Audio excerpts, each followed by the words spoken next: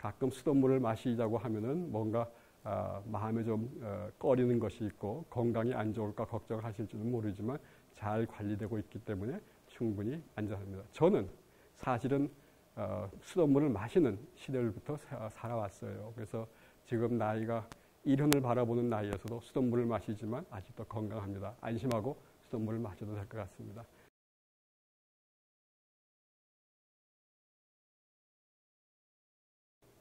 예, 안녕하십니까. 고려대학교 명예교수 최승길입니다. 오늘은 우리가 먹는 수돗물이 어떻게 만들어지고 또 공급되고 또 수질 관리는 어떻게 하는가에 대해서 좀 알아보도록 하겠습니다. 보시는 것처럼 우리 수돗물을 어떻게 만들어지는가에 대해서 조금 더 말씀을 드리면은 우리나라는 수돗물의 원료는 우리 수돗물의 원료라고 해서 원수라고 하는데 이거는 대개 95%는 강이나 또는 강을 막아서 만든 댐에서부터 물을 끌어들입니다. 이런 끌어들인 물 속에는 모래도 있고 또 그보다 작은 미소한 입자들이 있고 또 잘 가라앉지 않은 콜로이드라고 하는 입자들이 있고 물에 녹아있는 입자들도 있습니다. 이렇게 되면은 모래 같은 것들은 금방 잘 가라앉기 때문에 이와 같이 물을 끌어들이는 취수장에서 곧장 가라앉히게 되고 그리고 가라앉힌 물을 정화하는 정수장으로 보내게 됩니다.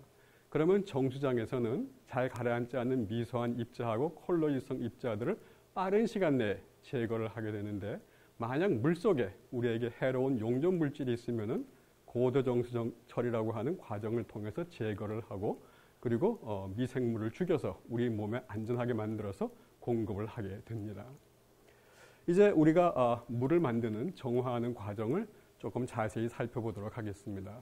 아까 말씀드린 것처럼 우리가 정수장에 보내는 물에는 대개 잘 쉽게 가라앉지 않는 미소한 입자들하고 콜로이드성 입자들이 같이 포함되어 있는데 이 콜로이드 입자들은 대개 10의 -6승에서부터 10의 -9승 정도 되는 아주 작은 입자들이기 때문에 가만히 놔두면은 며칠이 지나거나 몇 달이 지나도 가라앉질 않습니다.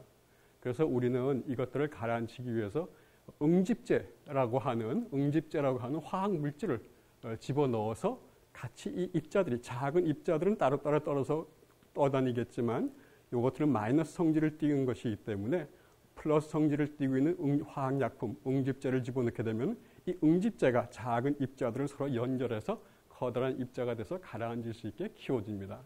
그래서 이와 같은 응집지라고 하는 이런 큰 수조에다가 물을 천천히 흘리면서 이런 교반기를 천천히 돌려주게 되면은 물속에 있는 이런 작은 입자들이 서로 부딪히면서 점점 더 큰 입자가 돼서 가라앉을 수 있게 되는데 여기 보시는 것처럼 뽀얗게 물속에서 떠있는 이런 큰 입자들이 형성이 되게 됩니다. 이렇게 가라앉으실 정도로 큰 입자들이 우리는 훌럭이라고 얘기를 하는데 이런 훌럭들을 만들어서 가라앉을 수 있게 만들어주는 겁니다.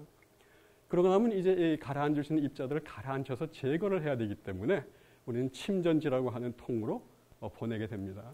이 침전지는 커다란 콘크리트 수조인데 이 속에 물을 한 5시간 정도를 저장할 수가 있습니다. 그러면 그 시간 동안에 물을 채우게 되면은 보시는 것처럼 이렇게 가라앉을 수 있는 작은 입자들이 뜨문뜨문 물속에서 떠 있는 것들이 보여지는데 이것들이 5시간 동안에 점점 밑으로 가라앉게 됩니다. 그러면은 이 위에 떠 있는 이 큰 콘크리트 수조 위에 떠 있는 이런 수로에 조그마한 구멍들이 뚫려 있는데 물이 점점 차 올라오면은 입자들은 가라앉고 위에 뜬 맑은 물들은 이 구멍을 통해서 수로를 통해 가지고 물을 모아서 바깥으로 뽑으면은 이것을 여과지로 보내게 됩니다. 그래서 침전지에서는 우리가 만든 큰 훌럭들을 잘 가라앉히는 그런 기능들을 하게 됩니다. 그 다음에 우리가 가라앉히고 그리고 물을 보내긴 하지만 아직도 대부분의 큰 입자들은 침전지에서 가라앉지만 아직도 물 위에 떠 있는 데는 조그마한 입자들이 남아있을 수가 있습니다. 그런 입자들을 모래를 거쳐서 제거하는 데가 여과지인데 이 여과지는 보시는 것처럼 모래를 거쳐서 물속에 남아있던 작은 입자들을 제거하는데 이 모래만 가지고서 이 하부 집수장치 이렇게 생긴 물을 모으는 곳을 통해서 물을 뽑아내야 되는데 만약 모래층하고 하부 집수장치가 곧장 붙어 있다고 하면은 이 모래가 하부 집수장치의 틈 사이로 박혀가지고 나중에 물을 모을 수가 없게 돼요. 그래서 모래와 하부 집장치 사이에 자갈층을 두어서 모래를 분리를 하게 됩니다. 그렇게 해서 만들어진 것이 여과지라고 하는 구조인데 아까 침전지에서 나온 물이 이 수로를 통해서 보시는 것처럼 이런 수로를 통해서 물이 넘어오면은 밑에 있는 모래층이 밑에 있어가지고서 물속에 있는 작은 입자들을 최종적으로 걸러주게 됩니다.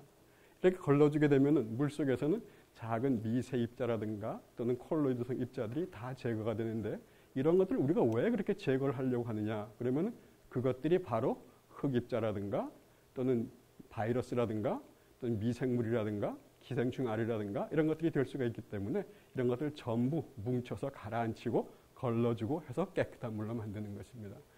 대부분 이렇게 해서 걸러진 물들은 굉장히 깨끗해서 더 이상은 우리한테 어떤 해가 되지 않는 그런 상태가 되게 됩니다. 이것들을 이제 혹시 있을 수 있는 미생물들을 죽이는 염소 소독 과정을 통해서 우리한테 공급을 해주면 되는데 만약에 물속에 농약이라든가 또는 공장에서 쓰고 있는 어떤 폐수에 함유된 화학 물질이라든가 이런 게 있어서는 안 되겠죠.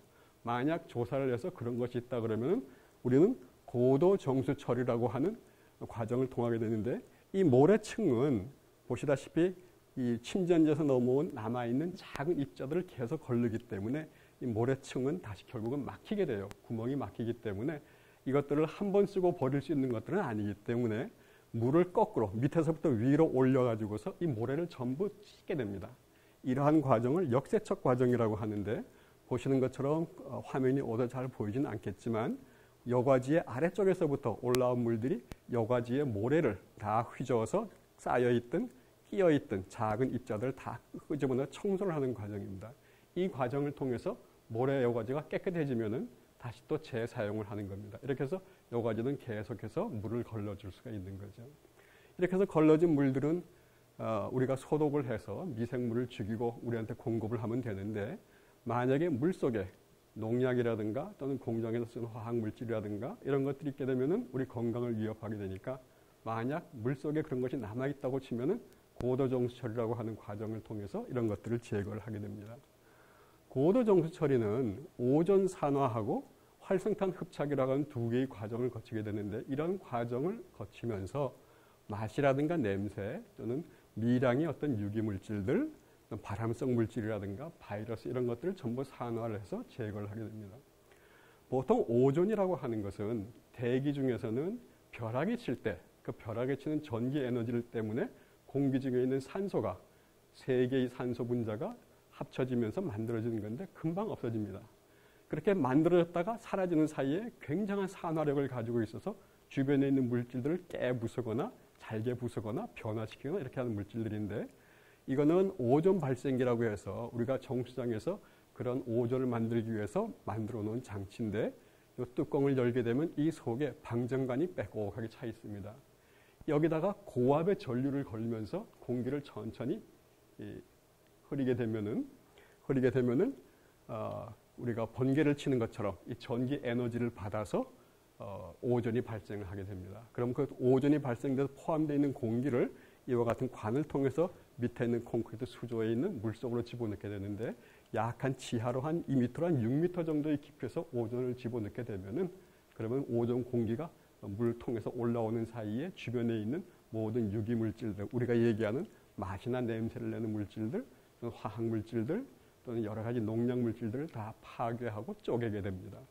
이렇게 쪼개진 물질들은 활성탄이라고 하는 이런 우리가 어떻게 보면 숯인데 이걸 통해서 제거를 하게 됩니다.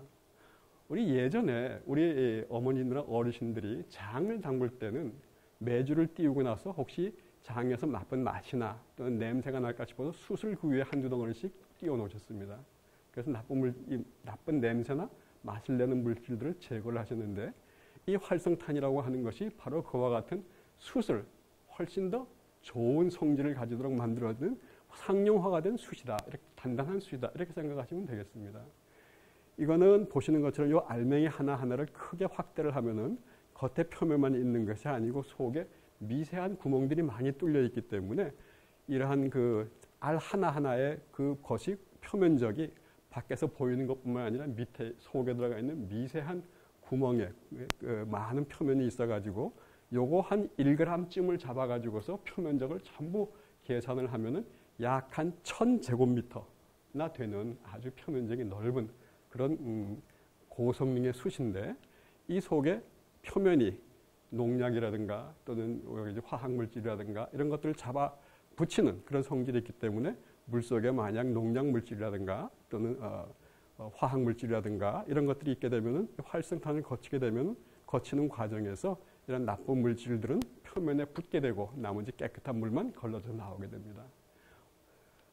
여과지에서는, 정수장에서는 이러한 그 활성탄을 이렇게 집어넣고 콘크리트 조에 집어넣는데 약 한 2.5m에서 3m 깊이로 이것을 활성탄을 쌓아놓고 물을 천천히 흘리면서 물 속에 들어가 있는 농약성 물질이라든가 또는 화학물질이라든가 여러 가지 나쁜 물질들을 제거하게 되는 겁니다. 그래서 오존산화와 이 활성탄 공정을 거치면서 우리 물 속에서 있는 혹시나 우리한테 나쁜 물질들, 농약 또는 화학물질들을 다 제거할 수가 있게 되는 겁니다.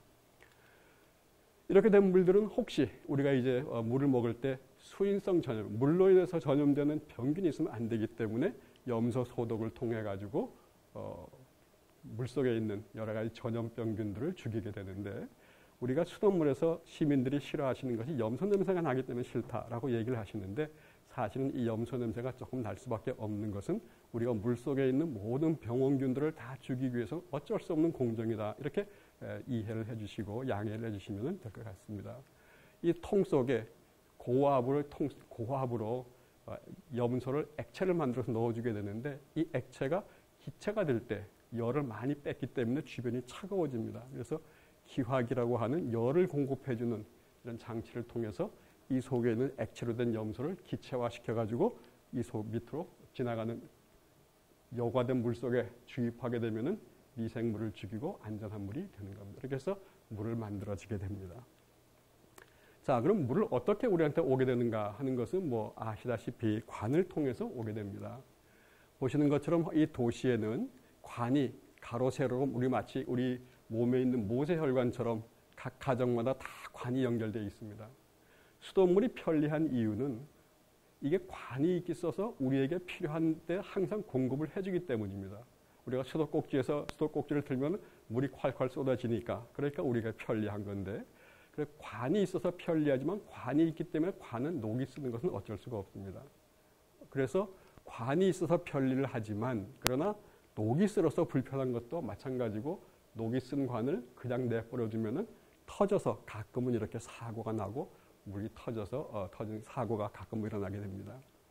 우리가 이 사건 사고는 매년 한 번씩 가끔 보지만 작년에 2019년도에는 인천에 거의 60만 가구가 녹물이 나와서 힘들어했었고 고통을 많이 받았고, 서울의 물레동이라든가 안산, 평택, 포항 전국의 여러 도시에서 녹물이 나와서 고통을 많이 받았습니다. 전국에 약 한 20만 킬로미터 정도의 관이 깔려 있는데 이 관을 잘 관리하지 않으면 결국은 이런 사건, 사고 또는 사고가 나게 되는 겁니다. 그럼 이런 것들을 어떻게 관리를 하나 하면은, 예를 들어서 관을 그냥 놔두면 안 되고 관 속에는 청소기구 같은 것을 집어넣게 되면은 청소기구가 관을 통해서 지나가면서 관이 어떻게 얼마나 녹이 쓸어 있는가 하는 걸 보게 되고, 그 뒤로는 고압의 세척수를 뽑아내서 관 벽에 붙어 있는 이런 녹들을 다 청소를 하게 됩니다. 이렇게 관을 주기적으로 청소를 해줘야 되고, 또 그런가 하면은 관이 녹이 쓸어가지고 새면 어떻게 하냐 하는 얘기죠. 그래서 이렇게 지하에 묻혀있는 관의 맨홀 위에다가, 맨홀 속에 보면은 관이 지나가고 있는데 거기 적정한 간격으로 음향 센서를 달게 되면은, 만약에 어느 한 집에서 누수가 일어났다고 치면 그 누수 때문에 발생하는 소리는 이 음향 센서에 잡히게 됩니다. 이 음향 센서가 어떤 누수음을 잡게 되면은 그 파장을 계산을 해서 얼마만한 거리에서 이런 음향이 오는가 하는 걸 보게 되는데, 누수 지점으로부터 오는 거리에 따라서 이 센서를 중심으로 원을 그리고, 또 이 누수음은 여기서도 잡힐 테니까 여기서 또 거리에 따라서 원을 그리고 하면은 그 원과 원이 부딪히는 지점에서 누수가 발생한다고 하기 때문에 찾아가서 누수를 고칠 수가 있는 이런 시설들이 있습니다. 그런가 하면은 관의 수질은 어떤가 하기 위해서 관 속에서 수질을 검사하는 수질 측정기를 관 주변에 묶고 이러한 수질 여러 개의 수질 측정기에서부터 오는 수질 신호를 중계기에 보내고 중계기는 우리가 쓰고 있는 인터넷들 아니면 우리가 쓰고 있는 핸드폰에 쓰고 있는 여러 가지 통신 기술을 기용을 해서 정수장에 보내면 정수장에서는 땅속에 묻혀있는 관 속의 수질이 어떠한가 하는 것들을 미리미리 알아보고 또 문제가 있으면 고치고 이렇게 할 수가 있는 겁니다. 이렇게 해서 관을 늘 유지 관리를 잘 해주어야 그래야 사실 우리는 깨끗한 물을 먹을 수가 있고 녹물 사건 같은 것들을 막을 수가 있는 겁니다. 그런데 이렇게 청소를 하고 이런 관리를 하기 위해서는 항상 물을 계속 보내면서 이런 청소를 할 수는 없어요. 그러다 보니까 물을 단수해서 물이 안 나오는 시간이 있을 수가 있는데 시민들께서는 불편하실지는 몰라도 이러한 과정이 물을 단수하는 것이 그 사이에 관을 청소해서 깨끗하게 만들기 위한 것이다 이렇게 생각해서 양해를 해주시면 좋을 거고 또 이렇게 청소를 하고 나면은 관의 녹을 씻어내다가 보면은 가끔은 청소를 한 후에는 수돗물을 트시면은 녹물이 좀 나오실 수가 있습니다. 이런 것도 너무 불편하다고 생각하지 마시고 다 관을 깨끗하게 해서 물을 깨끗하게 공급받기 위한 것이다 이렇게 생각을 하고 양해를 해주시고 이런 것들을 권장을 해주시면은 우리가 좀 더 깨끗한 물들을 공급받을 수 있을 거다 이렇게 생각을 하고 있습니다. 그래서 이것들 이제 전체적으로 다시 한번 붙어보면은 우리가 강이나 댐으로부터 물을 받아들여서 그 속에서 모래를 가라앉힌 다음에 이 물을 정수장으로 보냅니다. 그럼 정수장에서는 물 속에 있는 미소한 입자나 콜로이드 입자 같은 걸 제거하기 위해서 화학약품을 집어넣고 많이 섞은 다음에 천천히 휘저어서 이것들이 점점 커다란 입자가 돼서 가라앉을 수 있을 정도로 큰 입자를 만들어 놓습니다. 그래서 그것들을 큰 저 콘크리트 수조 한 5시간씩 물이 머물 수 있는 수조에 집어넣어서 가라앉히고 그래도 그 위에 뜬 물 중에서도 남아있는 작은 입자들은 여과지를 통해서 걸러내고 거기다가 염소를 투입해서 모았다가 관을 통해서 우리에게 공급해 주는 것이 우리가 먹는 수돗물입니다. 이러한 것들은 그러면 우리가 강물을 끌어들여 가지고서 먹는 물을 만들 때는 어떤 기준이 있어야 될 거다 하는 것이 먹어야 되니까요. 건강에 해롭지 않아야 되니까 수돗물의 수질 관리는 어떻게 하는가 하는 것들을 한번 보시면 되는데 여기 보시는 표가 우리 먹는 물의 수질 기준입니다.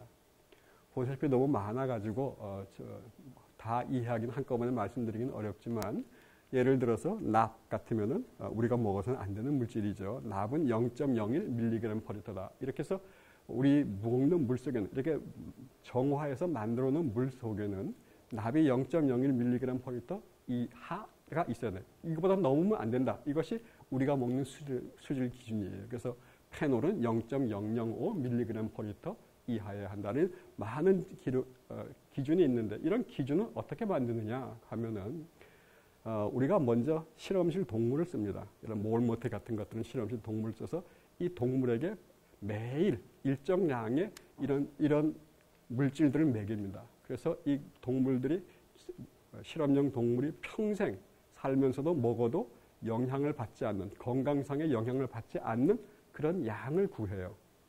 그래서 몰모트 같은 것들이 매일같이 먹어서 평생을 먹어도 영향이 없는 건강에 영향이 없는 양을 정하고 그리고 그거를 만약 몰모트가 한 1kg이었다 그러면 성인 남자는 60kg니까 그 몸무게에 비례해서 한 60배쯤 합니다. 그러면은 그게 사실 평생 하루 동안에 매일같이 해서 평생 먹어도 해롭지 않은 그런 양이 되는데 막상 사람과 실험용 동물 몰모트가 같은 품격으로 따질 수는 없으니까 사람은 훨씬 더 귀중하니까 그 양을 10분질로 줄입니다.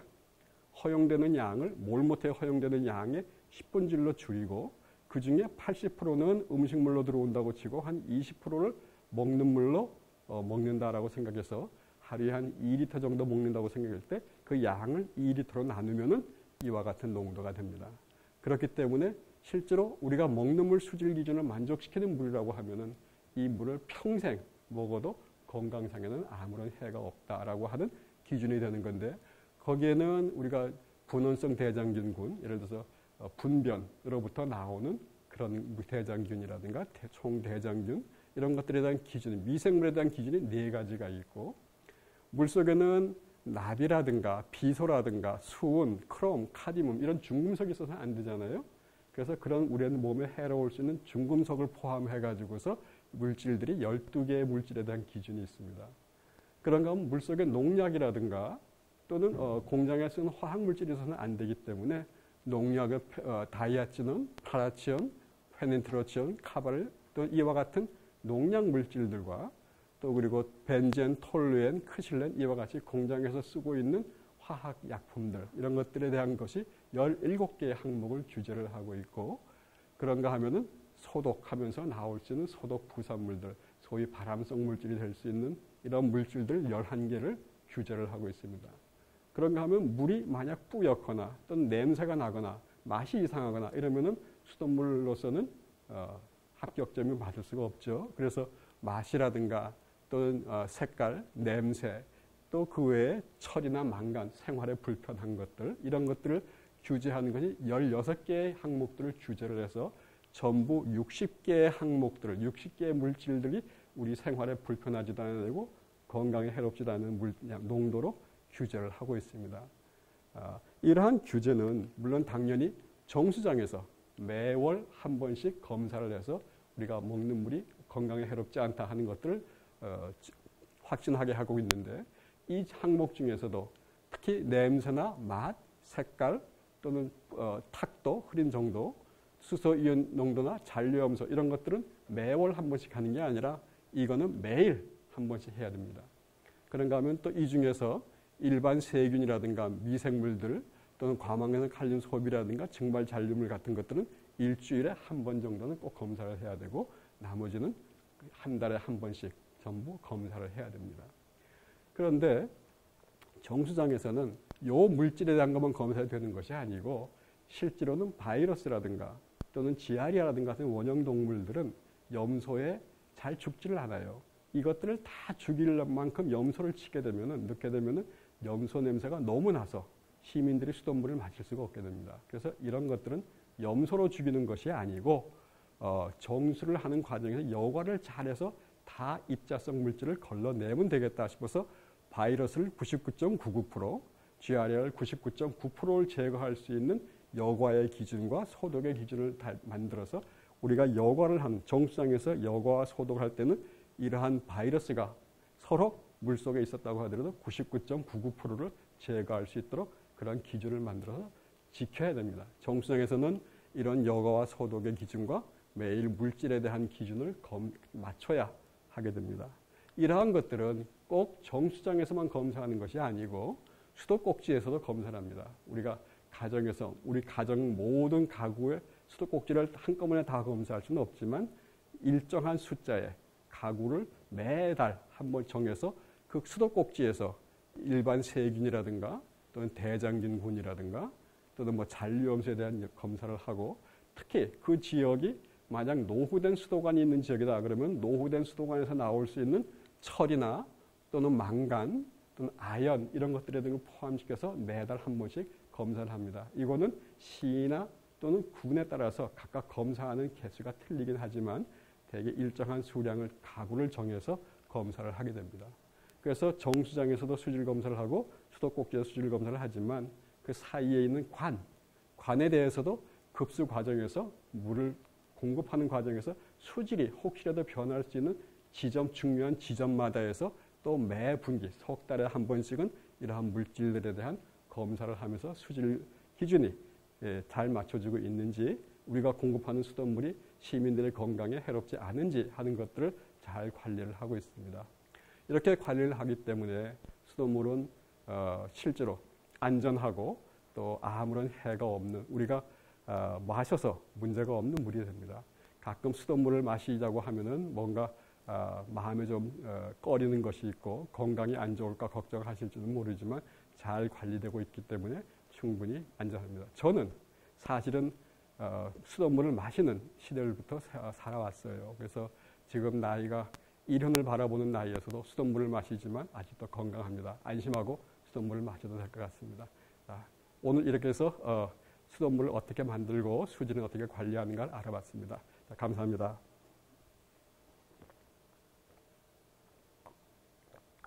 시원하고 맛있다. 여러분 많이 마셔주세요.